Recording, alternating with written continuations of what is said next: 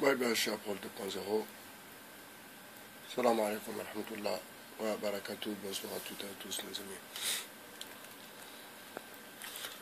Donc, cette petite vidéo pour que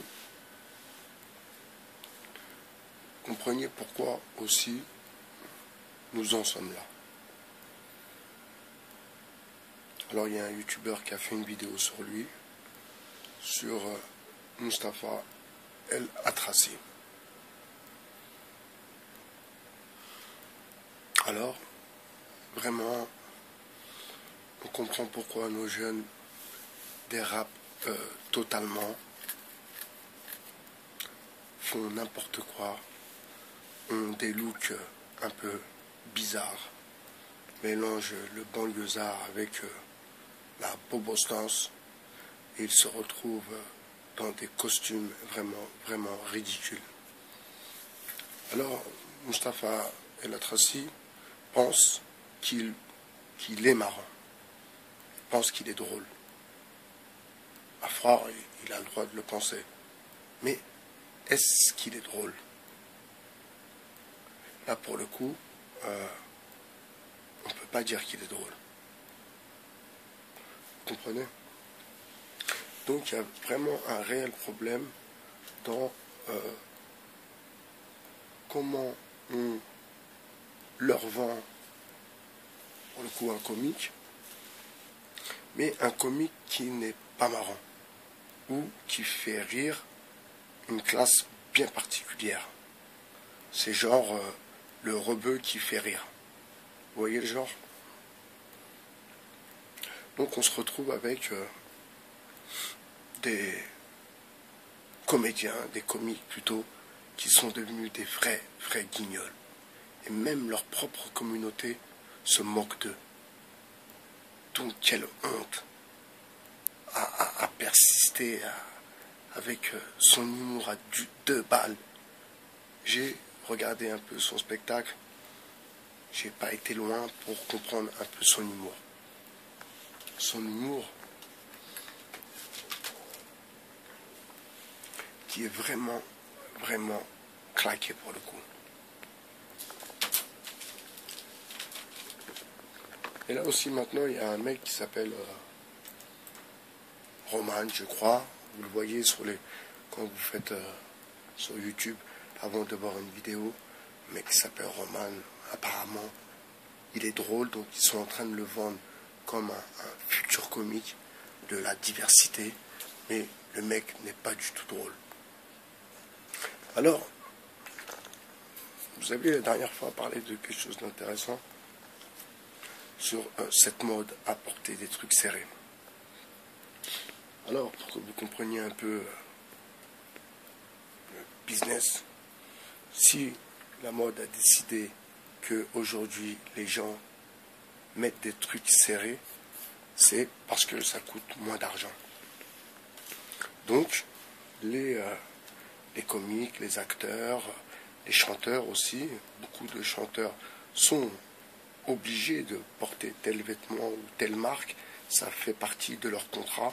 Et je vais vous donner un autre exemple, quand on vous dit que certains artistes sont pris, dès qu'ils signent un contrat chez un major, ils sont pris à la gorge.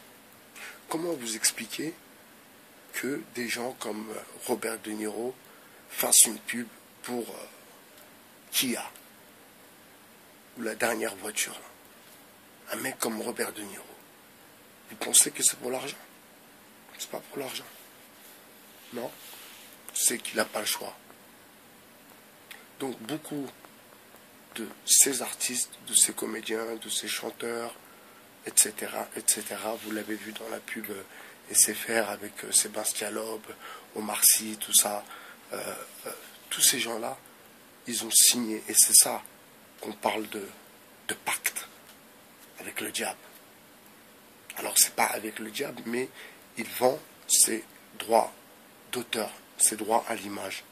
Et dès qu'il a vendu ses droits à l'image, lui, tout ce qu'il peut penser, tout ce qu'il peut dire, ils en ont rien à foutre. C'est eux qui décident de ce qu'il va dire, ce qu'il va mettre même, et ce qu'il peut penser éventuellement.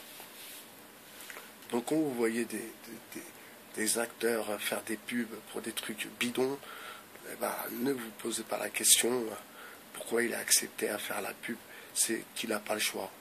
Parce que dès que tu es une personne publique, tu as signé un contrat par exemple dans une maison de disques ou dans une maison de production, ton nom, ton visage, tout ça, s'ils te disent ceci, cela, tu vas, tu fonces, tu n'as pas le choix. C'est dans ta clause, c'est dans la clause de ton contrat. Ton image peut être utilisée, tatati, tatata. C'est clair? Vous pensez que Robert De Niro, il va se prendre la tête à rester 10 jours dans un studio de 20 mètres carrés pour faire une campagne pour la dernière Kia? Soyons sérieux un peu. Donc vous comprenez comment ils vendent leur image, ils vendent leurs propos aussi. Et pour le coup, c'est là où le pacte commence. Le pacte commence quand l'artiste signe chez J Major. Là commence la soumission et parfois l'infiltration. Alors, j'ai été voir un peu une vidéo de notre youtubeur qui fête Noël et qui a les marrons sur la poêle. Les commentaires sont un peu durs avec lui. Mais, vous comprenez, il ne peut pas faire le shir du 2.0, parler de l'islam, dire moi je ne suis pas Che Guevara, oui je connais tant de sourates, patati, patata, et dire aux gens, non mais on peut fêter Noël, patata. Donc il a perdu toute sa crédibilité. Vraiment, pour le coup, il a vraiment déconné. Et vous voyez comment on peut se rater sur des simples petits détails. Et forcément, la personne, le fond de la personne va ressortir. C'est comme quelqu'un qui est raciste, quand il est dans un état un peu alcoolisé, eh bien, son racisme ressort et il insulte les Noirs, les Arabes. Donc, c'est un peu le même truc. Ce mec-là qui, dans le fond, ne fait rien de spécial. Il n'y a pas d'analyse, il n'y a pas de discours qui tiennent la route. C'est juste l'écouter pour passer le temps. C'est tout. Et tout ce qu'il dit, c'est de l'information. Il n'y a pas d'analyse profonde. C'est de la déduction, c'est des trucs bidons. Donc, ce qui lui arrive, je ne vais pas dire que c'est bien fait pour lui, mais on récolte ce que l'on sème. Vous voyez comment il peut faire le shir, dire non mais moi je connais les sourates, oui mais moi, patati, oui moi je suis polyglotte. Alors pour dire il parle 8 langues, il a inventé un mot. Il n'y a pas, c'est polyglotte, c'est plusieurs langues. Il n'y a pas de mot spécial. Donc c'est comme des fois il écrit les fautes qu'il fait. Alors quand je l'entends dire qu'il a un bac L, au secours. Il n'a pas de bac, il n'a pas de bac L. C'est de la pure mytho. Pure mythomanie. Tu ne peux pas avoir un bac L et faire des fautes aussi simplistes que si c'est tu, il y a un S, des trucs, voilà quoi, des trucs basiques.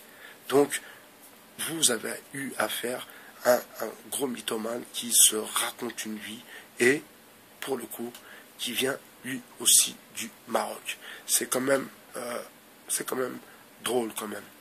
Et remarquez bien que tous ces gens-là ne parlent jamais sur l'un ou sur l'autre.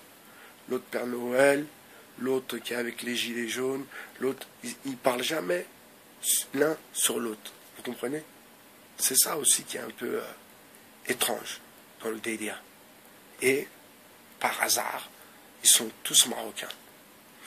Alors, on n'est pas là pour taper sur les Marocains, bien sûr, mais par contre, on ne peut pas désinfiltrer. C'était Bye Bye Cher sur 2.0. Je vous souhaite une bonne soirée et vous dis à très bientôt. Hasta luego, amigo. Ciao.